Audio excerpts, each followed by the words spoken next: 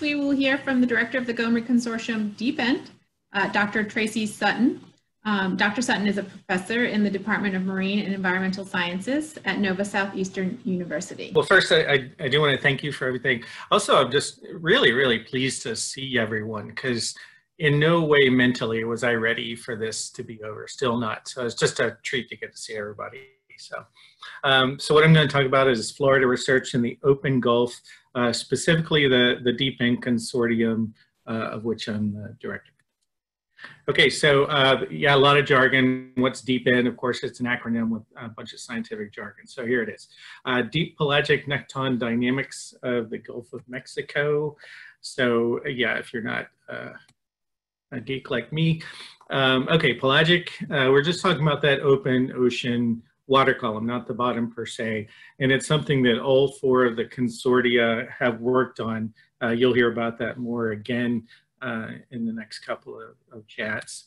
And then nekton is just the kind of opposite of plankton. So it's those things that can actively swim, whereas plankton drifts. So we're generally talking about fishes, shrimps, and squids.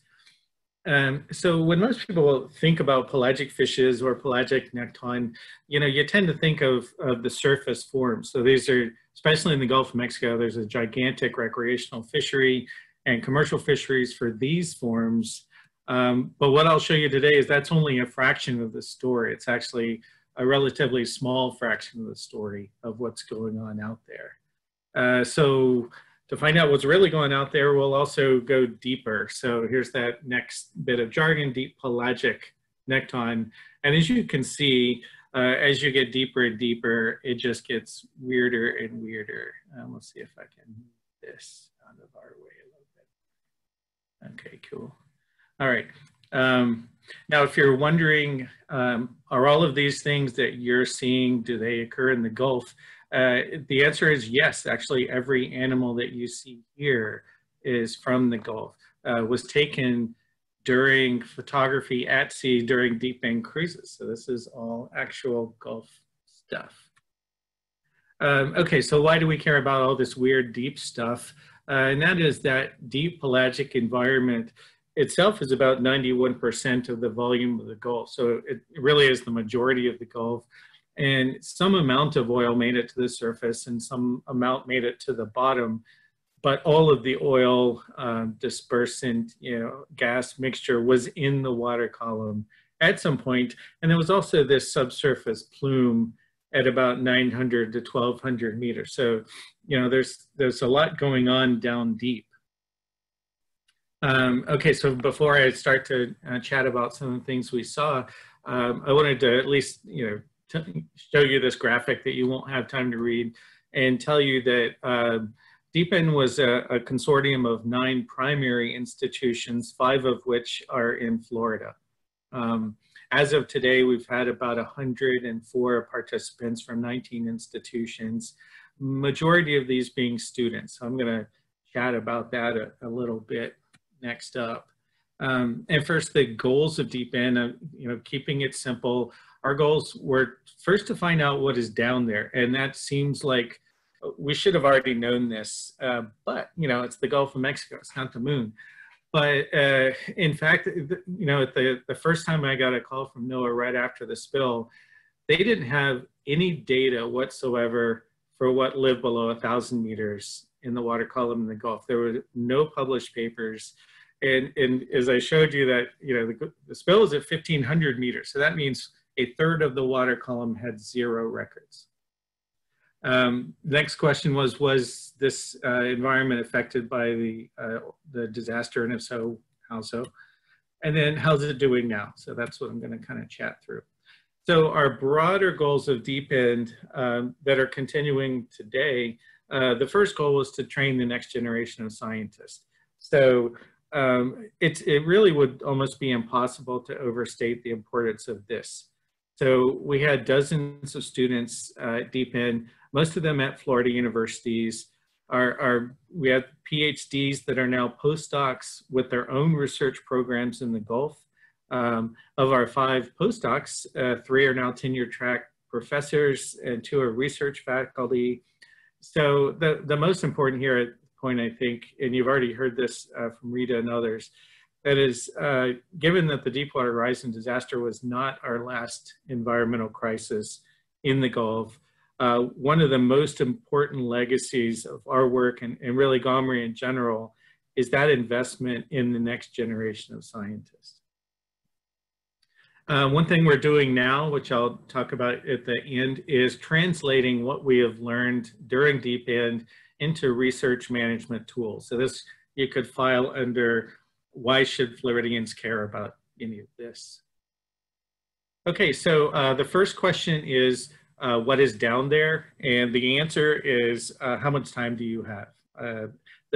One of the stunning findings of DEEPEND was the remarkable diversity in the deep Gulf fauna. It was there all the time. We just had never had the means to survey it properly. Okay, so I'm going to use a fish example because that's my specialty. For example, since Deepwater Horizon, our sampling out there, we have identified almost 900 species of fishes. Of these, 186 are new records. So to put that in context, 1 out of every 9 fish species that we now know to live in the Gulf of Mexico, we have learned in the last 10 years or since the Deepwater Horizon disaster from this program. And it wasn't just new records of, oh, this is we didn't know this was in the Gulf. A lot of this are potentially new species that we're describing now. So this is a rate that's actually higher than the species discovery in the Amazon. Okay, so the take-home summary at this point is that there are about 1,600 species of fishes in the whole of the Gulf of Mexico. So that's from river mouths up in the estuaries all the way out to the deepest parts of the Gulf, 1,600 species, and we've collected 900. So it means that the majority of fish biodiversity is in the open ocean Gulf and the pelagic realm, and that the majority of fish species in the Gulf use that as habitat for all or part of their lives. One of the surprising findings for us was the really preponderance of reef fishes out in the middle of the Gulf of Mexico. So these are not larvae that are just waifs and they're gone forever or whatever. These were fully functional juveniles that would even school as pelagic species. So this is something we didn't expect. And I think in the past, maybe it had just kind of been ignored. Coastal and deep sea fields of science are usually really completely separate. And the importance of this is that the coastal zone of the Gulf of Mexico changes rapidly relative to the life span of these fish assemblages. And we're doing our very best to completely wreck the coastal zone as we know it. The pelagic Gulf is a very important reservoir for recolonizations of the Gulf. And that's something that we need to take into context as we manage the Gulf as a whole. So if I wrap all this up, there's a lot out there, and there are tighter connections to the offshore pelagic domain and the coastal reef domain than we thought beforehand. Second question, how did the Gulf pelagic fauna fare after Deepwater Horizon? You've heard mention of that a couple of times. The answer is not well at all. So here's what we found. Pelagic shrimp numbers have declined 57% since 2011. Cephalopods have declined, squids and pelagic octopods have declined 63%. This is important because all of the deep diving cetaceans in the Gulf of Mexico feed primarily on deep pelagic cephalopods. Lanternfishes, kind of the oceanic equivalent of anchovies, if you will, have declined 85% since 2011. Why does that matter? Because all of the oceanic dolphins in the Gulf of Mexico, juvenile stages of commercially important and managed protected species, eat myctophids, these lanternfishes early in their life, as well as all the predators that live down there, like this viper fish, all rely on lanternfishes for food. They're the base of that piscivore food chain. And then potentially worst of all, krill. The euphausids have declined 92% since 2011. that affects nearly every oceanic fish out there. They eat phases at some point in their life, in addition to our only baleen whale in the Gulf. So, you know, the first thing when you see something like this, you think, is it a gear thing? Answer is no, we used the same gear, sampled exactly the same way. We controlled for all the environmental correlates we could statistically, and there's no environmental feature that would explain all of this.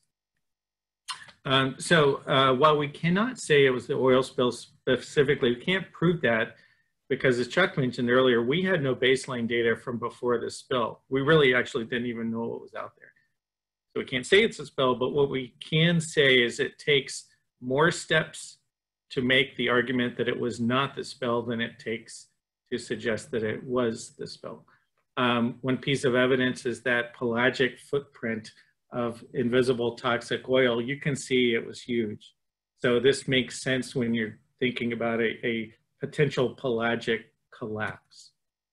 And then we found evidence even after these contaminants from the Deepwater Horizon, even after the tissue load went back to near normal, even though it's still statistically higher, we're still finding contaminants, these PAHs, in the eggs and ovaries of these pelagic forms out there above levels known to be sublethal. So there is evidence of long-term persistence of oil in the system, probably through the food chain and through suspended particles. Okay, so how are things today? That's a very, very good question. So what I can tell you is our last survey was late 2018. Nothing had gotten better. There was no statistical difference between 2015, 16, 17, or 18. And that was our last cruise. We were supposed to have one this spring because this new program I'm going to tell you about, COVID wrecked that. So our next shot, and actually this fall, our next shot is going to be in the spring where we're going to continue looking. So this is a program that I'm mentioning now where we got funded by the Restore program for at least 5 years and pending good performance for 10 years. So the goals of this are to continue this time series to 2029, see what the system does and what linkages, you know, may or may not recover or new linkages happen. And then in particular, we want to produce tools for and partner with resource managers. So that's really the goal of DEEPEND from here on out, is to utilize this information for managing the deep Gulf. So we're keeping the DEEPEND name and the DEEPEND website, and we will just continue this ad nauseum. So feel free to keep checking out what we're doing. And then I'll just thank a bunch of people in Sea Grant particularly for putting this on. Thank you so much, Dr. Sutton.